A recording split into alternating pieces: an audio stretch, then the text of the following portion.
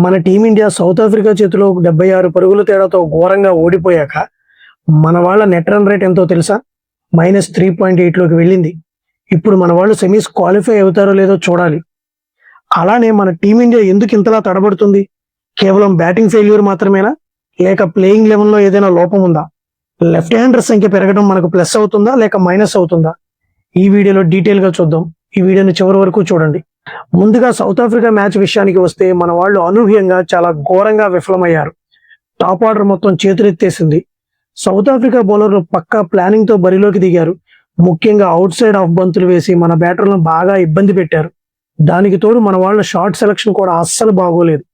అనవసరమైన షాట్స్ కు పోయి వికెట్లు సమర్పించుకున్నారు. ఇప్పుడు మన టీమిండియా సెమీస్ కి వెళ్లే అవకాశాలు ఇంకా ఉన్నాయి. కాకపోతే కింద ఈక్వేషన్స్ వర్కౌట్ అవ్వాలి. అవి ఏమిటంటే, ఫస్ట్ మన టీమిండియా తర్వాతి 2 మ్యాచ్ల్లో ఖచ్చితంగా, అది కూడా భారీ తేడాతో గెలవాలి. రెండవది వెస్టిండీస్ మరియు జింబాబ్వేల మధ్య జరిగే మ్యాచ్లో గెలిచిన జట్టు ఆ తర్వాత సౌత్ ఆఫ్రికాతో జరిగే మ్యాచ్లో ఖచ్చితంగా ఓడిపోవాలి. మూడవది అలాగే సౌత్ ఆఫ్రికా తమ తదుపరి 2 మ్యాచ్ల్లో విజయం సాధించాలి.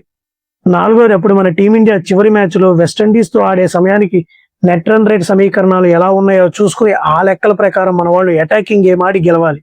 అప్పుడు మాత్రమే మనం సెమీస్ కి క్వాలిఫై అయ్యే ఛాన్స్ ఉంటుంది. నిన్న జరిగిన సౌత్ ఆఫ్రికా మ్యాచ్లో టీమిండియా ఓటమికి అసలు కారణం ఇదేనా? టీమిండియా ఓటమిని గమనిస్తే ఒక విషయం క్లియర్ గా అర్థమవుతుంది. మన టాప్ ఆర్డర్ లో లెఫ్ట్ హ్యాండ్ బ్యాటర్స్ ఎక్కువగా ఉండటం ఆపోజిట్ టీం కి వరంగా మారుతుంది. వాళ్ళు పక్కా స్ట్రాటజీతో మనల్ని ఇబ్బంది పెడుతున్నారు. అందుకే ఇప్పుడు టీంలో కొన్ని కీలక మార్పులు చేయాల్సిన అవసరం ఉంది.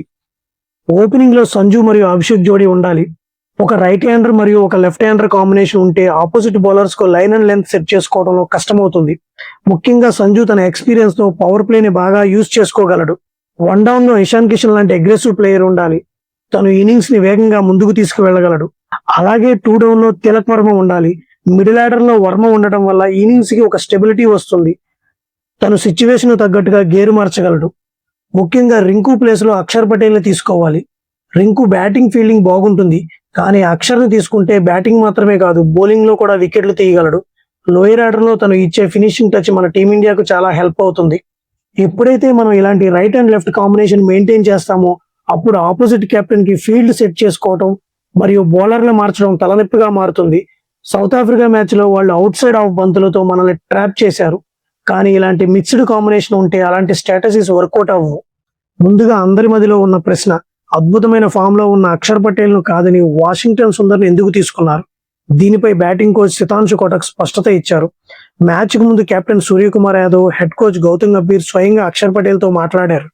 టాప్ ఆర్డర్ లో 3 లెఫ్ట్ హ్యాండ్ బ్యాట్స్మెన్లు ఉన్నారు. అందుకే పవర్ ప్లేలో వాళ్ళని కట్టడి చేయడానికి ఒక ఆఫ్ స్పిన్నర్ అవసరమని టీం మేనేజ్మెంట్ భావించింది. అందుకే అక్షర్ పటేల్ ప్లేస్ లో సుందర్ని తీసుకున్నారు.